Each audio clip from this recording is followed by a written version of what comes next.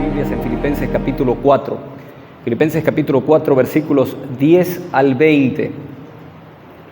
La semana pasada estuvimos viendo la clave para el gozo. Ahora queremos conocer cuál es la clave para el contentamiento. Filipenses capítulo 4, versículos 10 al 20.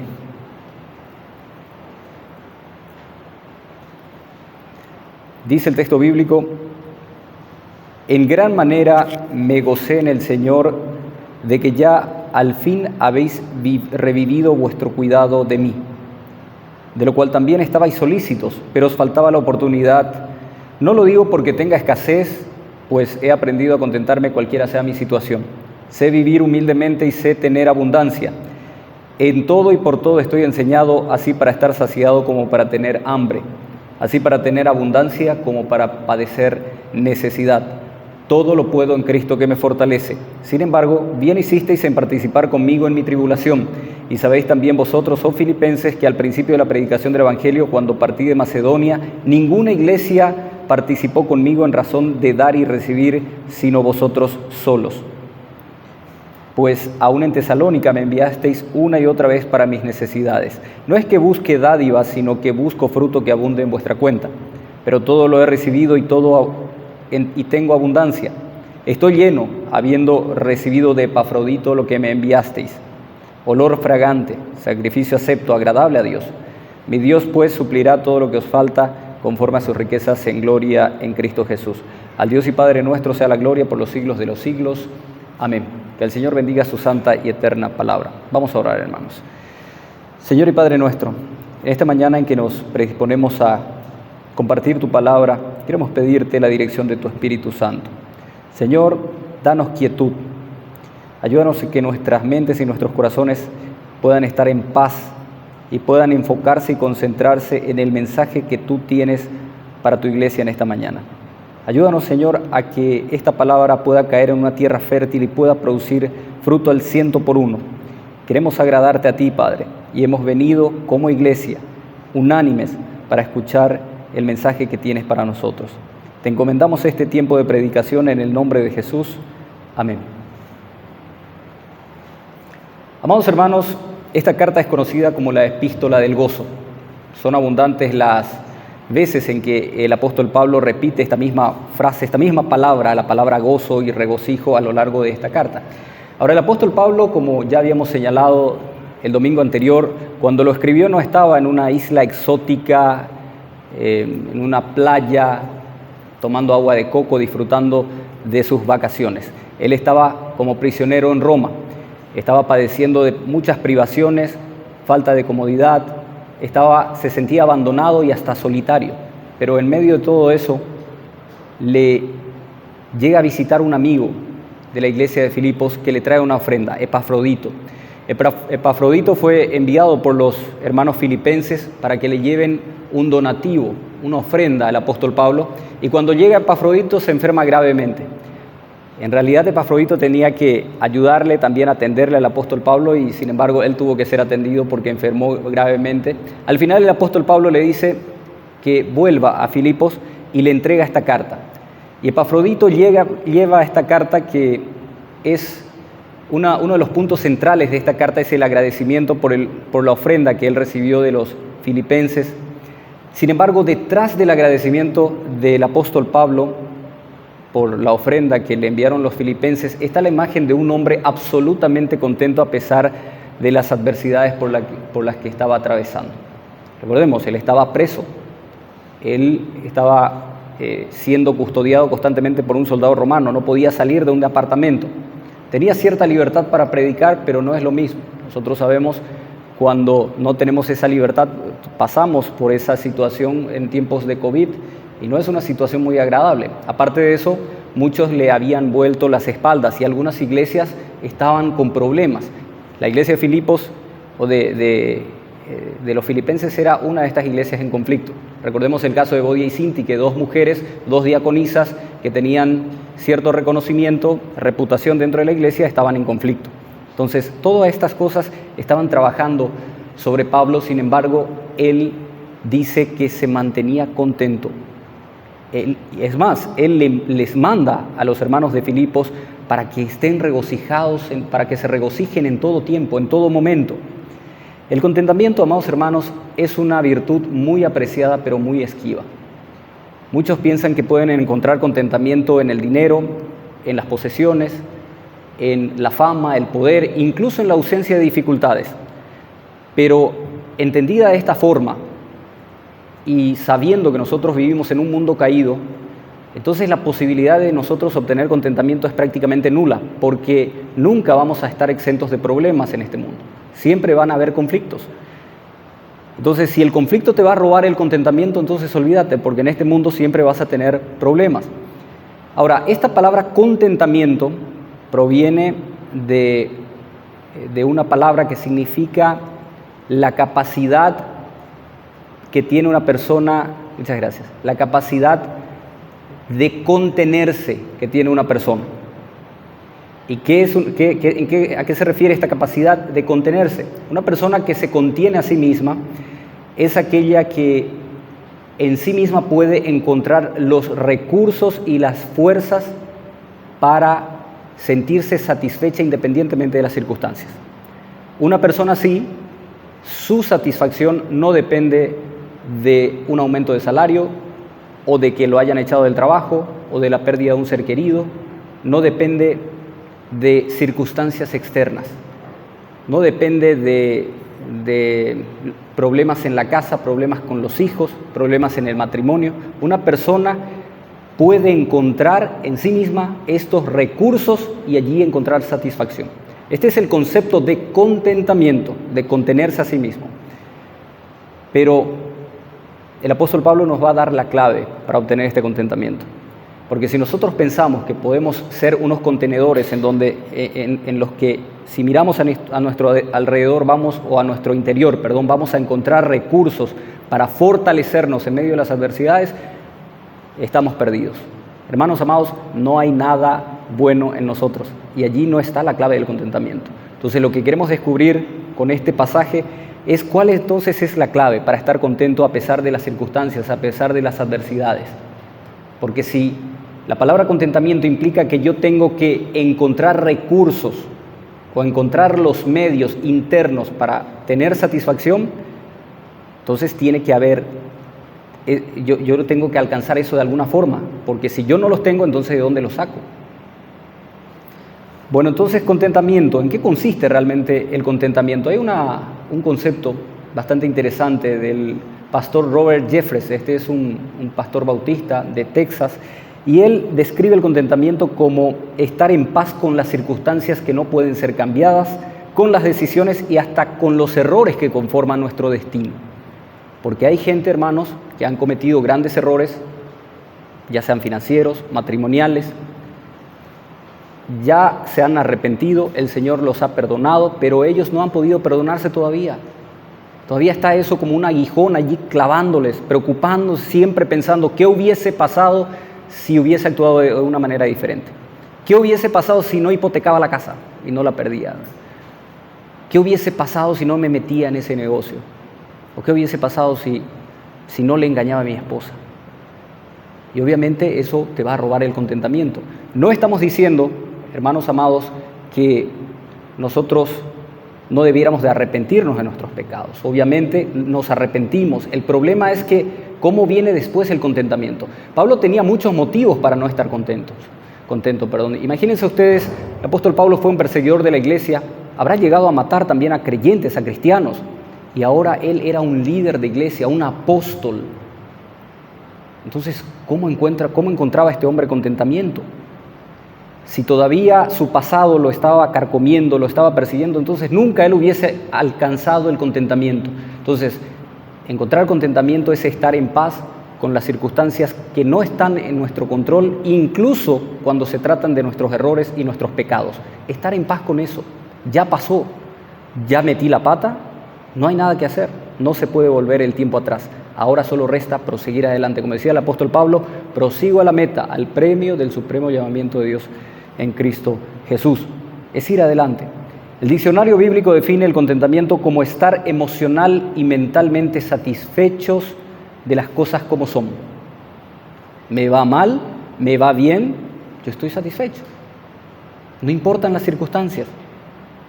Ahora, el apóstol Pablo a través de este pasaje nos da algunos principios para el contentamiento.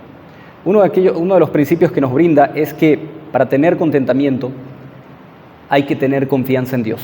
Dice en el versículo 10, en gran manera me gocé en el Señor de que ya al fin habéis revivido vuestro cuidado de mí, de lo cual también estabais solícitos, pero os faltaba la oportunidad.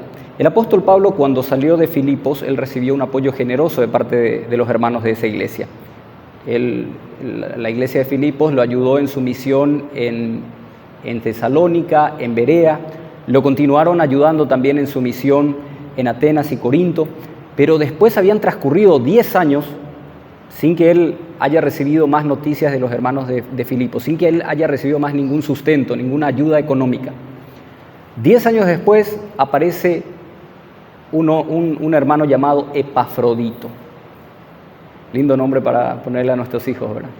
Epafrodito. Y este hombre trae un donativo, trae una ofrenda. Y el apóstol Pablo escribe y dice que él se regocijaba no tanto por la ofrenda, sino porque habéis revivido el recuerdo de mí, habéis revivido vuestro cuidado de mí. En realidad el apóstol Pablo era bastante considerado en sus palabras y no quiso decir directamente, al fin se acordaron de mí, ¿verdad?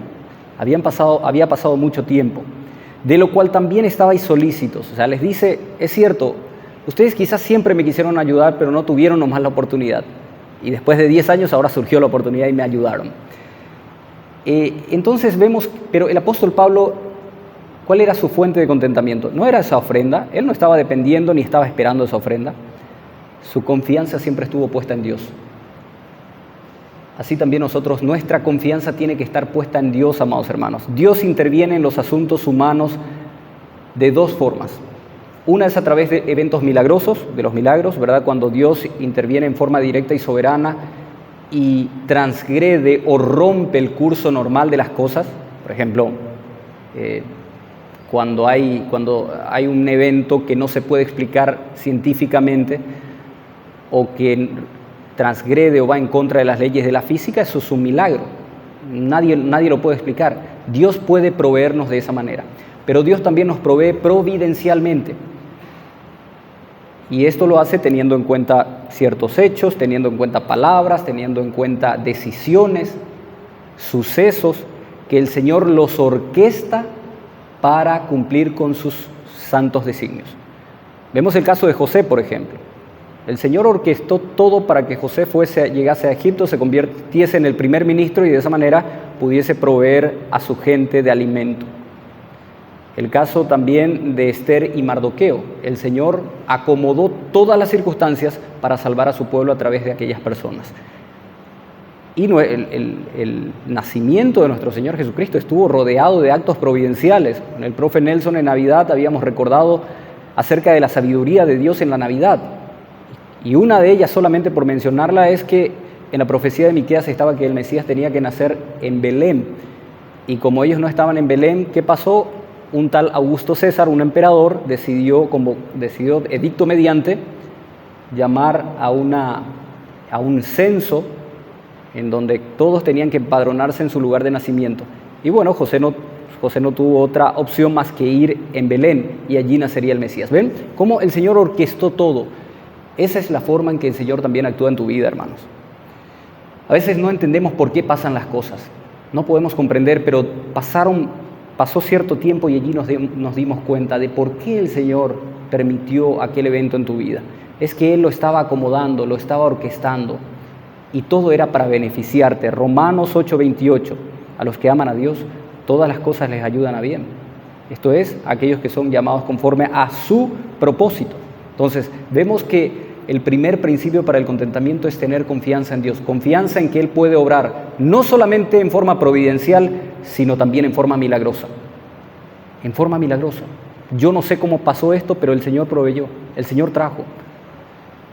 El segundo principio que encontramos es evitar toda queja. Ya hablamos la semana pasada también de la queja, de lo de lo destructivo que es quejarse de las circunstancias, porque toda queja, al final de cuentas, es contra Dios. A pesar de que nos quejemos de la vida y de todo lo que nos pasa, al final, ¿quién ha permitido todo eso? Dios. Entonces nuestra queja va contra Él. Y la queja es un acto, una actividad extremadamente perjudicial y destructiva para nosotros. Entonces, el segundo principio para tener contentamiento, evitar quejarse de las cosas. Si nosotros tuviésemos un contentómetro hoy en día, nos daríamos cuenta de que la gente está cada vez más descontenta con su vida. Ahora que hace 100 años o 200 años. Imagínense ustedes si ahora nosotros estamos descontentos con todo lo que tenemos, con todas las facilidades, en los avances de la ciencia, la tecnología, ¿verdad? Antes enviar una carta a 100 kilómetros te tardaba 3 meses, 4 meses. Hoy en día es en forma instantánea. Hoy en día queremos que nuestro café se caliente, no tenés que poner la leña, ¿verdad? Simplemente un microondas en 30 segundos está, y conste que el 30 segundos es una eternidad para algunos. Pero está rápido, todo es rápido. Tenemos tantas facilidades, hermanos, nos movemos en vehículos, todo es mucho más fácil. Imagínense ustedes irse al odontólogo en el siglo XIX. Hoy en día tantas facilidades, ya no duelen las operaciones, las cirugías, pero todavía y mayormente hoy ha aumentado el nivel de descontento de la gente. La gente no vive contenta, no vive satisfecha con su vida, andan quejándose por todo. Y es fácil, tienen que entrar en Facebook y ven ahí las redes sociales. Pura queja, todo está mal. Las personas no están contentas ni con mucho ni con poco y se pasan quejándose de lo que les falta, de lo que no tienen y no reconocen las bendiciones que sí tienen. Hermanos amados, muchas veces nosotros no disfrutamos lo que tenemos porque anhelamos lo que no tenemos. O sea, estamos disfrutando de algo bueno, pero yo no lo disfruto completamente porque estoy esperando algo mejor. Tiene que haber algo mejor que esto. Sin embargo, la escuela del contentamiento nos enseña a fijarnos en lo que sí tenemos y a no pensar en aquello que no tenemos. Porque pensar en lo que no tenés obviamente te va a acarrear descontento. Entonces, dejar de contagiarnos de esa tormenta de queja que tiene el mundo y comenzar a enfocarnos en las bendiciones que ya tenemos. Hay una canción preciosa, un himno, que es ¿cuántas bendiciones tienes ya? ¿Verdad? Cuenta las bendiciones que tienes, cuenta las bendiciones que Dios te ha dado y vas a darte cuenta lo dichoso que sos. Entonces, aprender a disfrutar de lo que tenemos y no lamentarnos de lo que tenemos, porque cuando lleguemos a perder esto que tenemos, esta bendición que tenemos, allí recién nos vamos a dar cuenta. Muchos se dan cuenta, ¿verdad? Recién cuando lo ha perdido se dio cuenta de que era una persona realmente bendecida. ¿Sí? Hay una frase que se utiliza muchísimo hoy en día, cuando ponen, por ejemplo, fotos de antaño, de cómo eran los juegos de los niños. ¿Qué ponen? Éramos felices y no lo sabíamos. ¿Por qué no lo sabían? Porque cuando tenían esa oportunidad de disfrutar de esa bendición, los niños estaban pensando en independizarse, de que los papás luego son muy argel y no da gusto con ellos y yo ya quiero salir de la casa, y no disfrutaron de ese tiempo que tuvieron en familia. Entonces éramos felices y no lo sabíamos. Ahora mismo alguien pudiera estar con descontento. Sin embargo, cuando esté en la cama de un hospital o cuando esté acompañando a un ser querido que esté a punto de partir, allí se va a dar cuenta. Yo estaba, cuando estuvo en el templo, sin mayores problemas que preocuparse por la comida del mediodía, y allí va a decir, era feliz y no lo sabía. Es que tenemos que a veces perder las cosas para darnos cuenta de su valor, hermanos. Así somos los seres humanos de ingratos. Dice en el versículo 11, no lo digo porque tenga escasez, pues he aprendido a contentarme cualquiera sea mi situación. El término contento que se utiliza aquí es autarques. De aquí deriva la palabra autarquía. Y este es un término griego que significa autosuficiencia. Una de las cualidades más valiosas para los filósofos estoicos precisamente era la autosuficiencia. Ellos se exponían a sí mismos a la escasez. Ellos decían, yo voy a vivir una vida de completo desprendimiento de todas las cosas del mundo. Y algunos filósofos, ¿verdad?, no tenían nada más que un tambor en donde vivían, ¿verdad? Estos filósofos estoicos decían, me voy a desapegar completamente de las cosas materiales y voy a encontrar satisfacción en mi interior. Sin embargo, es muy diferente de lo que dice el apóstol Pablo. El apóstol Pablo no buscaba la escasez. El apóstol Pablo dice que a él le sobrevino escasez, no porque lo buscara, sino que fue una circunstancia que vino en su vida, pero él la aceptó con contentamiento. ¿Por qué? Bueno, no porque tuviese en su interior los recursos para eso, sino porque él se fortalecía en Dios. Versículo 13, ¿qué dice? Todo lo puedo en Cristo que me fortalece. Allí está la fortaleza de Pablo. Allí está la clave del contentamiento. Y aquí pudiéramos nosotros cerrar la Biblia y decir la clave del contentamiento es todo lo puedo en Cristo que me fortalece, pero bueno, todavía nos queda tiempo, así que vamos a ver qué más descubrimos en este pasaje del que estamos hablando. Entonces, vemos que este contentamiento, esta autosuficiencia de los filósofos griegos es muy diferente de la autosuficiencia de un cristiano. Nosotros podemos encontrar gozo y contentamiento independientemente de las circunstancias, pero no por nuestros medios, sino en Jesucristo. Él es la clave de nuestro contentamiento. Ahora, hay que aclarar que una persona que ha aprendido a tener contentamiento no es alguien que ha renunciado a sus metas, hermanos. Por favor, no confundamos contentamiento con conformismo. Una cosa es que yo me conforme con las circunstancias, me resigne a eso y yo ya no hago más nada. El contentamiento es cuando yo estoy en paz con las circunstancias que no puedo controlar. Yo voy a hacer todo lo posible para salir de esta situación, pero hay cosas que yo no puedo controlar y yo ya no me martirizo por eso, ya no me preocupo por eso, ya no me quejo por aquellas cosas que yo no puedo cambiar. Ya está. Naciste en un hogar pobre, está. Eso es algo que no podés cambiar. Te toca estar contento en esa circunstancia, encontrar contentamiento. Pero hay tantas actitudes que nos roban también el contentamiento, ¿verdad? Quiero compartir con ustedes algunas actitudes que muchas veces tenemos, incluso los cristianos, y que nos roban el contentamiento. Y una de esas es tener parámetros de éxito equivocados. Cuando los parámetros de éxito, nosotros nos medimos con los parámetros del éxito del mundo. ¿Cuáles son los parámetros del éxito del mundo? Las dimensiones de tu casa, los lujos, las comodidades que tenés, el auto que manejás, la ropa que vestís, el colegio en el que entran los chicos, el salario que percibís, el trabajo que tenés, el cargo que ocupás en la empresa o en alguna institución pública. Esos son los parámetros de éxito según el mundo. Bíblicamente, ¿cuáles son los parámetros del éxito? Bíblicamente, una persona es exitosa en la medida en que es obediente a la palabra de Dios, en la medida en que se somete a la voluntad de Dios. Una persona es obediente cuando tiene en sujeción a sus hijos, cuando ama a su esposa, cuando tiene un matrimonio en armonía, cuando es de buen testimonio, cuando provee para los suyos. Esa es una persona tremendamente exitosa, no los parámetros que nos ofrece el mundo. Entonces, cuando nosotros nos medimos conforme a los parámetros de este mundo, somos bien fracasados, ¿verdad? Entonces, ¿por qué no procuramos medirnos por los parámetros de éxito que nos da la Biblia? Cuando tenés hijos que te respetan, papá, que me estás escuchando, sos un papá exitoso. Eso es éxito. Cuando tenés una esposa que te ama, sos un varón, un esposo exitoso. Otra actitud que nos roba muchas veces el contentamiento son las falsas expectativas que tenemos de la vida, hermanos. Es la creencia de que hay algo mejor que me espera. Siempre hay algo mejor.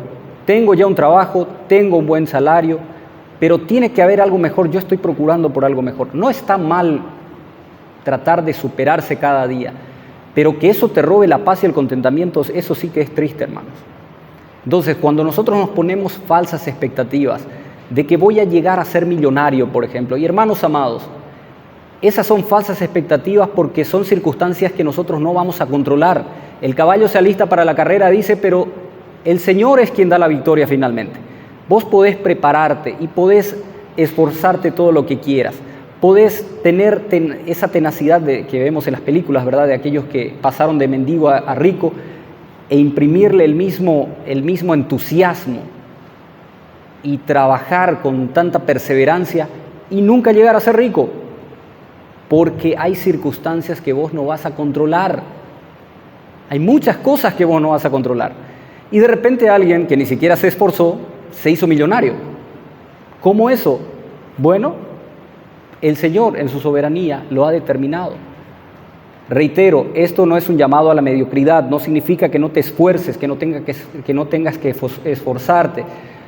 Pero, queridos santos y amados de Dios, hay cosas que nosotros no vamos a controlar en la vida. Podés esforzarte muchísimo en una carrera, en tu empleo, y seguir escalando y a la mediana edad te morís, te da un infarto y terminó.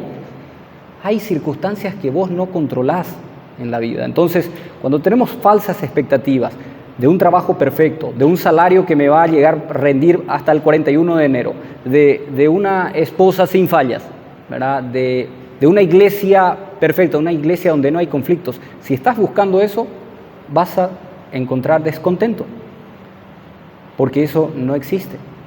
Entonces, otra actitud que nos roba, aparte de los parámetros equivocados de éxito, es también las falsas expectativas. Pero algo que sí nos roba y muchísimo el contentamiento es la envidia, hermanos. La envidia. Y la envidia no es desear lo que el otro tiene. El hombre envidioso es aquel que cuando a un compañero, a algún hermano o algún amigo le va bien, eso le causa sufrimiento. Él no quiere lo que el otro consiguió.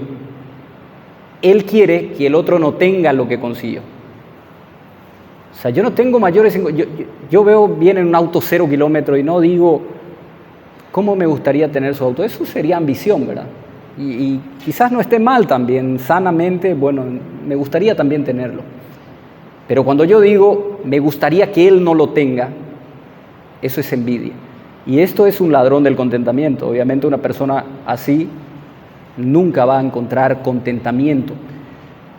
Una fórmula rápida para evitar que la raíz de amargura se forme o se implante en nuestro corazón es felicitando, hablando bien a la persona que ha conseguido algo bueno o algo nuevo. O sea, se compró algo bueno y qué lindo, y felicitarle y estar contento, demostrarle alegría, estar alegre con esa persona. Pero cuando nosotros no le decimos nada, allí comienza la semilla de la amargura y la envidia. Así que mucho cuidado con esta actitud, hermanos. Esto roba el contentamiento. Un tercer principio para tener contentamiento es tener una perspectiva de reino. El apóstol Pablo tenía una perspectiva de reino, ¿sí? Él no se enfocaba, él no vivía para sí, él no se enfocaba en sí mismo. Si ustedes ven esta carta, por ejemplo, el apóstol dice claramente en el versículo 11, yo no lo digo porque tenga escasez, sino que yo estoy agradecido porque ustedes finalmente son los beneficiados. La iglesia de Filipos era la que estaba siendo beneficiada a partir de esa ofrenda. Ciertamente los dos recibieron fueron en cierta forma beneficiados porque el apóstol Pablo también necesitaba de esa ofrenda, pero la iglesia de los filipenses aprendió también a través de ese dar a crecer espiritualmente. Entonces el apóstol Pablo dice allí en el versículo 17, no es que busque dádivas, sino que busco fruto que abunde en vuestra cuenta. O sea, el apóstol Pablo se preocupaba por el reino, tenía un enfoque, una perspectiva del reino. Él no estaba preocupado por sí mismo. Pablo tenía una pasión en la vida y su pasión era predicar el Evangelio, que el Evangelio se expandiese y más gente conociera a Cristo. Y si era necesario que él fuese preso para conseguir ese propósito, entonces él estaba contento con eso. Hubo un tiempo en que Pablo no pensaba así. Hubo un tiempo en que Pablo quería convertirse en un maestro de la ley, quería ser un hombre, ¿verdad?, que tenía también esas vestiduras, respetado, con mucho poder, que la gente le reconociera en las calles. Pero cuando él tuvo un encuentro con Cristo, él dice, todo eso lo tengo por basura. Y él comenzó a buscar las cosas que son eternas. Entonces, uno de los principios del contentamiento que Pablo encontró es haber aprendido que podía poner su vida en servicio del ministerio en lugar de para sí mismo. Por eso él llegó a escribir allí en Filipenses capítulo 1, versículo 21, para mí el vivir es Cristo y el morir es ganancia. En todo caso, el apóstol Pablo le venía bien. Él no tenía mayores inconvenientes con eso. Y eso le ayudó obviamente a sobreponerse y a superar las adversidades en la vida. A Pablo no le afectaba estar en la cárcel, pronto a ser ejecutado, porque a Pablo lo que le importaba era que Cristo fuese predicado. Y si eso era necesario para expandir el evangelio, gloria a Dios. Entonces el contentamiento de Pablo venía a causa de que su perspectiva, su mente, su corazón, su esfuerzo no estaba enfocado en sí mismo, sino en los demás, en el ministerio. En 2 Corintios capítulo 11 hay una descripción de varias situaciones por las que tuvo que atravesar el apóstol Pablo. Anoté algunas y me gustaría que la escuchen. Dice: de los judíos 5 veces he recibido 40 azotes menos 1, o sea, 39 veces. 3 veces he sido azotado con varas, 1 vez apedreado, 3 veces he padecido naufragio, en peligros de ríos, en peligros de ladrones, peligros de ciudad, peligros de desierto, peligros en el mar, en fin, la lista continúa. Indiana Jones, un poroto, hermanos. Yo creo que Steven Spielberg se inspiró en la vida del apóstol Pablo para escribir el guión. Pero en medio de todo eso, en medio de esas circunstancias tan adversas, el apóstol Pablo pudo encontrar contentamiento, pudo encontrar satisfacción en su vida. Un cuarto principio para el contentamiento es lo que ya habíamos dicho. No solamente este es un principio, esta es la clave: fortalecerse en el Señor y en el poder de su fuerza. Todo lo puedo en Cristo que me fortalece. Y hermanos amados, cuando el apóstol Pablo escribe todo lo puedo en Cristo que me fortalece, él no está diciendo yo voy a convocar todas las fuerzas del universo y que vengan hacia mí para que me den prosperidad y me den sanidad y me den poder. No está hablando de eso, hermanos. Todo lo puedo en Cristo que me fortalece no es una frase que uno tenga que utilizarla cuando va a rendir un examen en el colegio o en la facultad. Algunos veo que ponen todo lo puedo en Cristo que me fortalece, están en el gimnasio, ¿verdad? Con una pesa de 2 kilos y todo lo puedo en Cristo que me fortalece. No, esa frase está fuera de contexto, hermanos. El apóstol Pablo está escribiendo esto en un contexto en que él se encontraba preso, en persecución y con muchos conflictos por delante. Conflictos en la iglesia y conflictos también con su situación judicial, porque no sabía cómo iba a terminar. Y en medio de eso dice él: he pasado por escasez, he pasado por muchas necesidades, he tenido también abundancia, pero en todo eso, en todo lo he podido superar porque Cristo encontré fortaleza. De eso se trata, hermanos. La fortaleza de la que está hablando Pablo es precisamente ese recurso que Dios nos da para superar y encontrar gozo y contentamiento en medio de las adversidades. Si encontrás gozo en medio de las adversidades, cuando te está yendo mal, eso es algo sobrenatural. No creas que eso es algo natural. Eso es totalmente contrario a los sentimientos humanos, a cómo actúa el ser humano. Si encontrás gozo y contentamiento es porque Dios te lo ha dado. En Él encontramos esta fuerza. Entonces, sin importar cuán difíciles fueron las luchas para el apóstol Pablo, él tenía un sostén espiritual. Y este sostén era Cristo mismo. Su capacidad para superar las adversidades, para levantarse en medio de las persecuciones, era su unión con Cristo. Noten lo que él dice allí en Gálatas capítulo 2, versículo 20.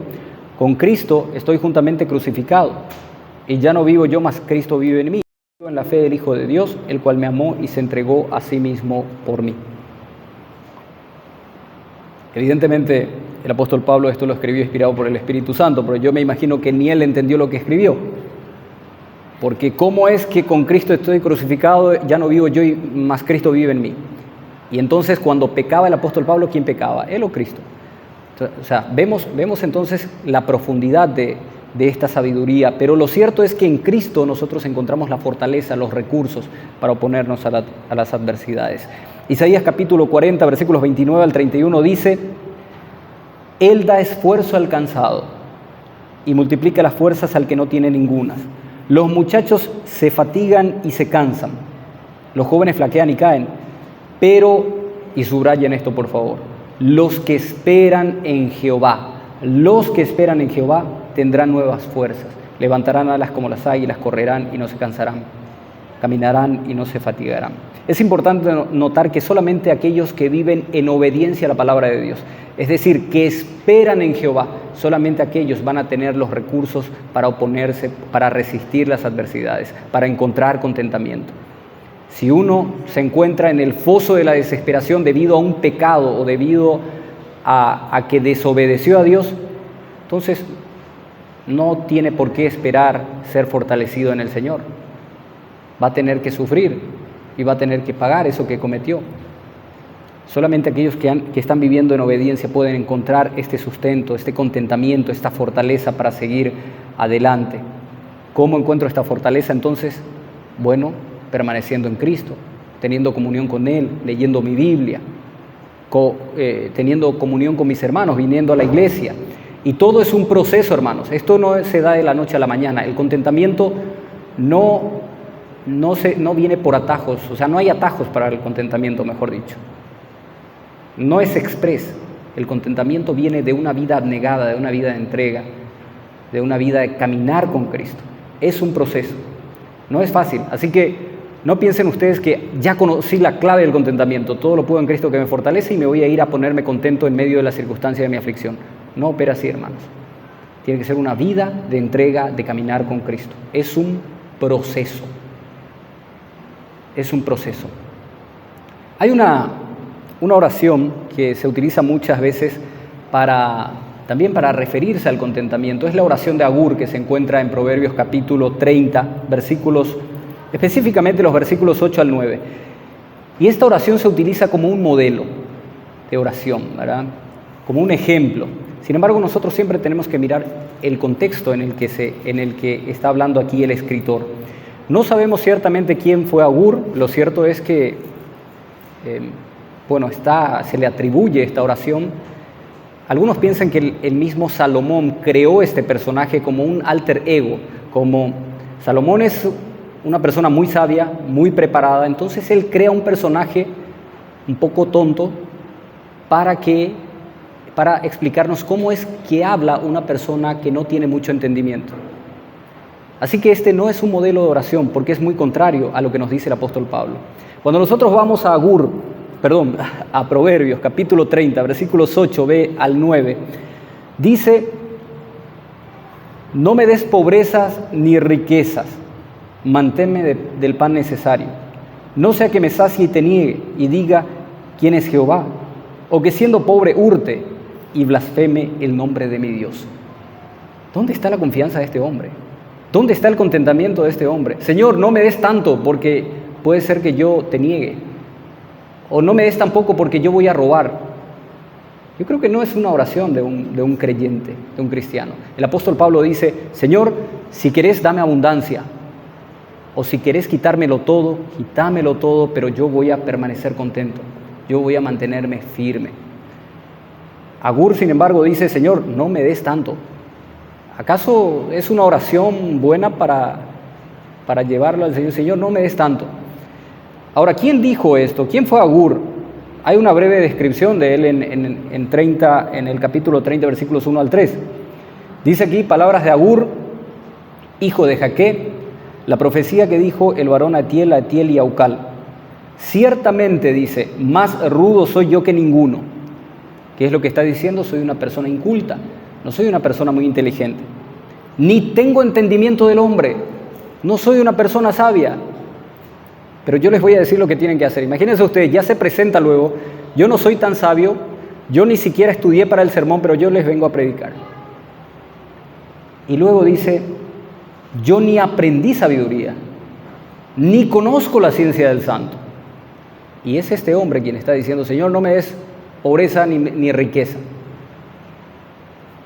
Hermanos amados, el creyente puede orar por riquezas y puede orar por abundancia, solo que nuestro enfoque tiene que tener una perspectiva de reino.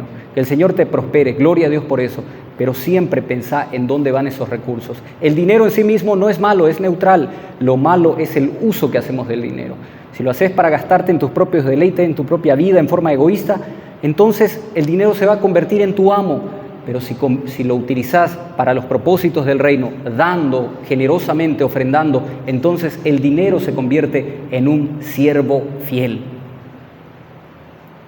¿Cuál va a ser el uso que le vas a dar al dinero? Estos filipenses acertaron en ofrendar. A pesar de las necesidades y carencias también que tenía esta iglesia, ellos fueron capaces de dar al apóstol Pablo, de ofrendar generosamente.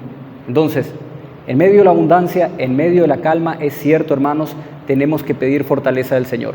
En algo tiene razón Agur, que es cierto que hay un riesgo en que cuando uno tiene muchas bendiciones y la gracia de Dios siempre está con nosotros, existe la tendencia de olvidar muchas veces esa gracia que recibimos y pensar que eso así nomás luego tenía que ser y no agradecemos lo suficiente las bendiciones que tenemos. Muchas veces pensamos que lo que tenemos fue gracias a mi esfuerzo, porque yo luego trabajé diligentemente, porque yo me esforcé. Y hermanos amados, hay gente que tiene, a pesar de trabajar incluso más horas que nosotros, de ponerle más empeño, más esfuerzo, no han tenido las mismas bendiciones que nosotros. Entonces, ¿qué estamos diciendo? Viene de Dios, esa gracia viene de Dios. Nunca olvidemos que todo lo que tenemos viene de Él. Él te ha bendecido con lo que hoy tenés. Pero también, entonces, tenemos que fortalecernos en las necesidades, porque allí sí necesitamos fortaleza del Señor para seguir adelante. Pero también necesitamos, reitero, fortaleza en medio de la abundancia. En cualquiera de las circunstancias, en abundancia o en pobreza, necesitamos de Cristo para poder sobrevivir espiritualmente.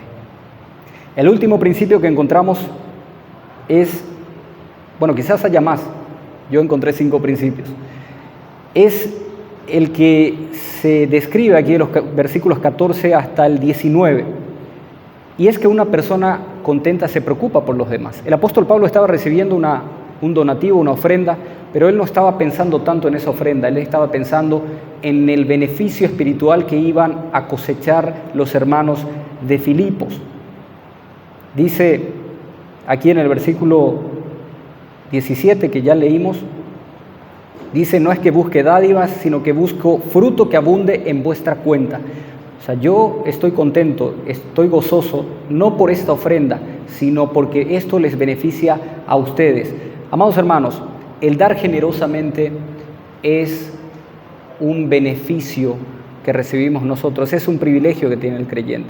Y hay varias promesas de la Biblia que habla del dar generosamente. En Proverbios capítulo 11, versículos 24 al 25, nos recuerda que hay quienes reparten y les es añadido más, y hay quienes retienen más de lo justo, pero vienen a pobreza.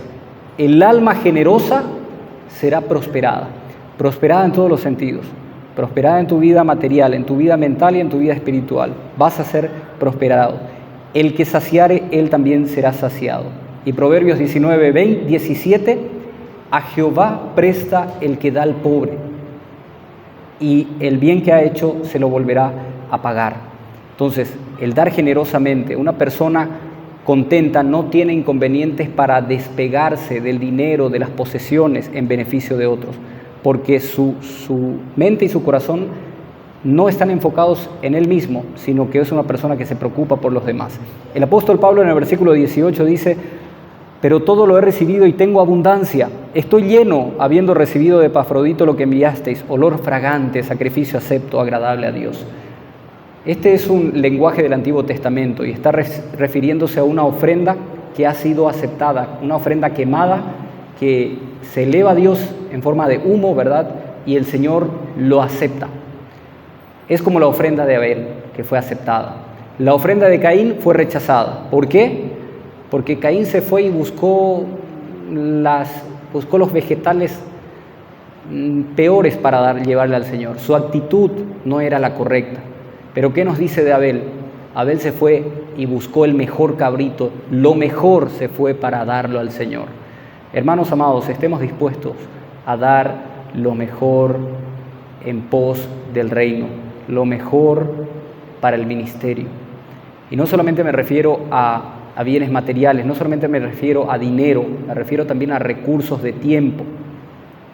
Estemos dispuestos a entregar lo mejor al Maestro, como dice también ese lindo himno que conocemos. Entonces, este pasaje nos enseña que nuestras ofrendas para las misiones, para la iglesia, para los hermanos, no solamente le beneficia a quien ha recibido, sino le beneficia también a quien lo da. Si nosotros damos generosamente, vamos a recibir también generosamente. 1 Timoteo, capítulo 6, nos dice que gran ganancia es la piedad acompañada de contentamiento, porque nada hemos traído a este mundo y nada llevaremos. Así que, teniendo sustento y abrigo, estemos contentos con esto ahora, porque los que quieren enriquecerse caen en tentación y lazo y muchas ganancias deshonestas y engañosas que hunden a los hombres en la perdición y en la destrucción. Porque raíz de todos los males es el amor al dinero, el cual, codiciando algunos, se extraviaron de la fe y fueron traspasados de muchos dolores. ¿Cuál es lo malo? ¿Tener dinero? No, el amar el dinero. ¿Y cuál es el antídoto en contra del amor al dinero? El darlo, el ofrendarlo. El Señor, siempre hablamos de que el Señor es dueño del oro y la plata, pero cuando nos toca dar parece que dudamos de eso. Parece que Él no es el Dios del oro y la plata. Y hay un versículo en la Biblia, Malaquías 3:10. Yo sé que el infame movimiento de la teología o del Evangelio de la prosperidad ha manoseado tanto este versículo que muchas veces hemos decidido no prestarle oído. Pero hermanos queridos, el único pasaje de las Escrituras en donde el Señor pide que se le pruebe es en eso, en el dar. Pruébenme en esto, busquen cualquier otro pasaje. Está prohibido probar y tentar al Señor, no podemos tentar al Señor. Nosotros somos criaturas. ¿Quiénes somos para decirle al Rey del universo qué es lo que tiene que hacer y qué no? Pero la única parte en donde le dice el Señor, podés probarme en esto, es en el dar. Y por alguna razón está en la Biblia. Por alguna razón, por algún motivo está en la Biblia. Las promesas del versículo 19, cuando dice, mi Dios pues suplirá todo lo que os falta conforme a sus riquezas en gloria, debe siempre unirse con el versículo 3, hermanos. Todo lo puedo en Cristo que me fortalece. Y ambos versículos tienen que leerse a la luz de los versículos 11 y 12, porque esto de que Dios nos va a dar o suplir todo lo que nos falta, se está refiriendo no solamente a lo físico, no solo a lo material, sino también a lo espiritual. Dios te va a proveer los recursos espirituales que necesitas para encontrar gozo y contentamiento, aun cuando no tengas nada en tu heladera, aun cuando no tengas un centavo, un céntimo. Dios te va a dar contentamiento. Esa es la promesa aquí. No solamente se refiere a cosas materiales. Dios también te puede proveer y te va a proveer, pero Él te va a dar los recursos materiales para que puedas sobrevivir tanto a la abundancia como a la escasez. Porque hay algo muy difícil, hermanos. Se puede sobrevivir en la escasez permaneciendo y fortaleciéndonos en Cristo. Pero sobrevivir en la abundancia fortaleciéndonos en Cristo es más difícil. Es más difícil. Porque cuando todas las cosas están bien, ya nos comenzamos a creer autosuficientes y tenemos esa tendencia a pensar que ya no necesitamos del Señor. Entonces, que el Señor, amados hermanos, nos ayude a vivir una vida de gozo, de contentamiento, una vida de paz perdurable, de una paz que no esté sujeta ni condicionada a las circunstancias, porque como ya habíamos dicho también, las circunstancias son cambiantes. Hoy te puede ir muy mal en la vida, mañana te puede ir bien, pero el amor de Cristo siempre va a estar allí. Lo cierto es que Cristo se entregó por vos y Dios te ama, no porque las cosas te vayan bien o mal, sino que Dios te ama porque entregó a su Hijo unigénito en propiciación de tus pecados, para que vos fueses salvo. Entonces, ¿qué mayor gozo podemos encontrar que en aquella bendita promesa? Porque al fin y al cabo, sin nada hemos venido a este mundo y nada ciertamente llevaremos. Así que, reiteramos, teniendo sustento y abrigo, estemos contentos. Que el Señor nos bendiga, amados hermanos, y que nos ayude a poder internalizar este concepto y que no solo el gozo, el regocijo sea una constante en nuestras vidas, sino también el contentamiento. Vamos a orar. Señor y Padre nuestro, te damos gracias por esta oportunidad que nos diste de poder abrir tu palabra, meditar en esta preciosa carta que el apóstol Pablo escribió a la iglesia de los Filipenses. Gracias, Señor, porque a través de ella hemos encontrado principios que nos pueden ayudar para vivir una vida desapegada de las circunstancias, una vida que solamente se enfoque en el ministerio, una vida enfocada en nuestro Señor Jesucristo. Ayúdanos, Señor, a fortalecernos en ti y en el poder de tu fuerza, recordando siempre que las fuentes de gracia que podemos hallar en ti son infinitas. Señor, tus recursos son ilimitados. Como dice tu palabra, tú nos darás todo conforme a las riquezas de tu gloria. Ayúdanos siempre a recordar que en ti tenemos todo y sin ti no tenemos nada.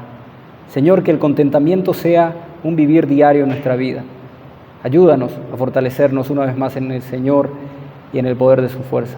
Gracias, Padre, por este tiempo, gracias por esta oportunidad. Bendice a mis hermanos, en el nombre de nuestro Señor Jesucristo. Amén.